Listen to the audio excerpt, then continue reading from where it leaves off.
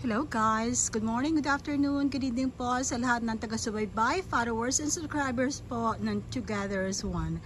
So ito po, kamusta po? So medyo hindi po tayo nakapag-live, hindi man lang nakapag-upload ng video dahil po sa aking schedule aside from when I got sick last week and then I went back to work, pero ang aking schedule po ay sobrang naapektuhan that I really don't have the time to upload a video. So ito po, nagkaroon ako ng pagkakataon na akala ko nga sana magla-live ako mamayang gabi.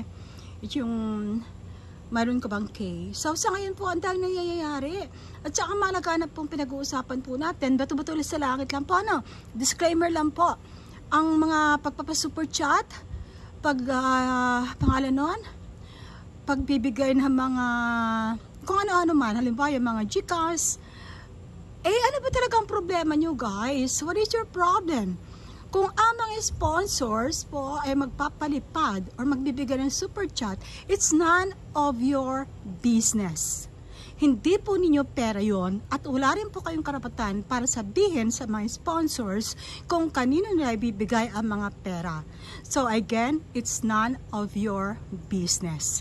Now, kung gusto nyo na kayo at paliparan, gumawa kayo ng paraan na maengganyo ang mga sponsors, maengganyo ang mga nagpapalipad na kayo ay bigyan nila ng pera o kayo ay bigyan nila ng palipad, di ba? Hindi yung kukutsain ninyo na parang you end up na nagbabalahura po kayo sa mga vloggers, sa mga host na pinapaliparan ng mga donors, di ba? Di po ba? So, it's so ridiculous on your part, questioning the sponsors, the donors, bakit sila nagpapalipad? Kahit po anong gawin nila, pera nila yun. Wala po kayong pakialam. Wala po kayong wala po kayong karapatan para tanungin sila, para baluhurain man lang kung sino yung mga host na pinapaliparan. So, why don't you just ask yourself, ano ba ang mayroon na wala kayo? Bakit sa kanila sila nagpapalipad? Bakit? Guys, alam po ninyo, unang-una, katuwaan po. Nandun po yung kaligayahan ng mga taong nagpapalipad sa mga host na gusto nilang bigyan. So, kayo po, you don't have the right. You don't have the, what you call that? You don't have the business to ask them. At huwag din kayong gumawa ng mga kung ano-ano mga akusasyon. Di ba, nasa kundin kayo, nasa YouTube din kayo, di ba umaasa rin kayo sa mga revenues? Kung ipakain nila yun sa pamilya nila, kayo nga, hindi nyo ba pinapakain sa pamilya ninyo? Yung kita ninyo sa revenues? Come on! Don't be naive. Don't be hypocrite, guys. Alam nyo, nakaka-imbiyerna na rin kayo eh. You know that Together as One doesn't do this kind of uploaded video. Gustong-gusto ko talaga mag-live, but I'm not given the opportunity to have this kind of live stream dahil nga sa aking schedule. Pero nakaka-imbiyerna na kayo, nakakaawa kayo, na kini-question na lang ninyo yung mga karapatan, yung mga kaligayahan ng mga donors, mga super chatters, ba't sila nagbibigay kung kani-kaninong super chat, kung kani-kaninong host? Guys, it's none of your business. Huwag niyong akusahin na yun ang pinapakain nila sa pamilya. Kayo, saan din ba kayo kumukuha? May kon ba kayo? Do you have a stable job? Aside from YouTube, do you have other job na pwedeng pakunan ng inyong income? Huwag po kayo ipokrita. Real talk lang po. Diyan din kayo kumukuha ng pinalalamon ninyo. I'm sorry to say use that word. Sa inyong mga pamilya. So pag kayo pala na pa super chat, hooray! Paibagan na super chat, walang hiya. What kind of mentality you have? Kakaawa kayo guys. Tigilan na ninyo yung pagpapa-super chat.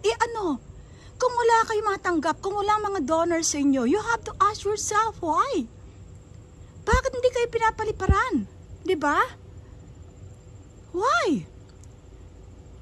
The only answer I can give you guys is, wala kayong motivation sa mga super chatters or walang amor ang mga super chatters sa inyo. They don't care about you, so you have to care less about them too. Nakakaawa lang kayo, so pathetic. Gagawa kayo ng live stream ninyo, inaakusahan ninyo mga host, at ikinukontent kayo. So, di ba habang kinukontent kayo, kinukontent din nyo sila, ganun lang yun. Basta as long as we are within the standards of community standards of YouTube at ganun din sa patakaran ng AdSense, go for it. Wala pong pwede magbawal sa atin, di ba? Huwag niyo pong pairalin yung mga inggit. Ang kainggitan po ninyo sa inyong mga utak at saka puso, mga damdamin, tanggalin na po ninyo yon. Kasi walang maibibigay na maganda sa inyo. Oo. Ako, I for one, natutuwa ako sa aking mga pinasusuper chat. You know why? It's not because I support whatever endeavor or whatever content that they have. Natutuwa ako sa katauhan mismo ng taong yun, yung host na yun. Yeah, I'm happy.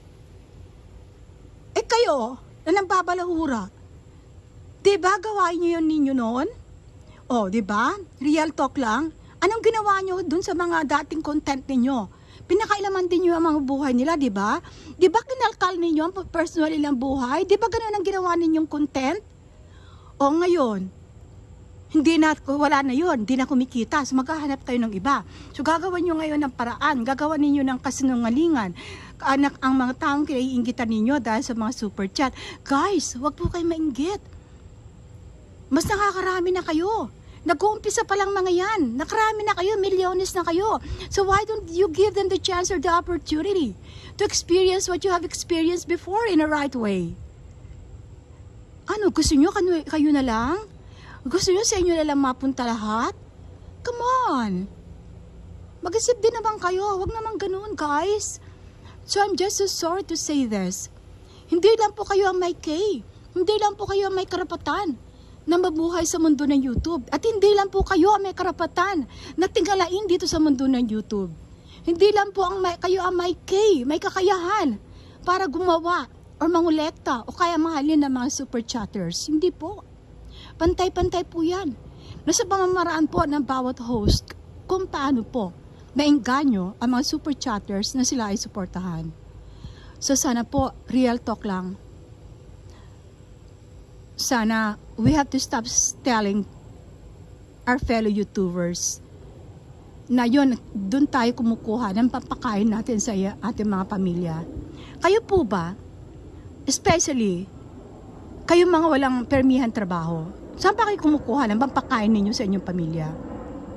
Saan? Okay guys, I'm sorry about this. Naisingit ko lang ngayon dahil sumusobra na po ang mga ibang mga host na mga vloggers.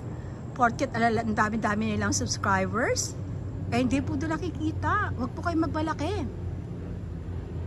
Hey, kami po na maliliit na channel.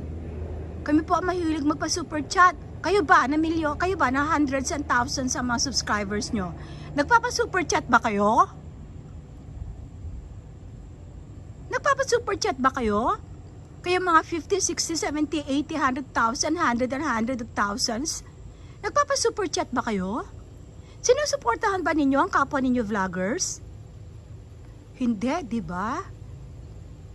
Kung hindi, ang super chat po ay galing po sa aming mga pupugak-pugak pa lang ang mga channel. Bakit namin ginagawa yun? Because we're enjoying it. And aside from that, YouTube is not our bread and butter. Di po ba? So you don't have the right to question us what we gonna do with our money. It's none of your business. And it's none of our business as well. Kung kayo man ay mambalahura ng kapwa nyo. Katanungan lang po. Kayo ang mga nandyan sa itaas. Kayo mga hundreds and thousands of subscribers. Kayo ba ay nagpapa-super chat sa mga kapwa nyo vlogger? Kayo ba nagpapa-super chat sa mga channel na pupugak-pugak? Bagos, ang mga channel na pupugak-pugak, sila ang nagpapa-super chat sa inyo, di ba? Real talk lang po.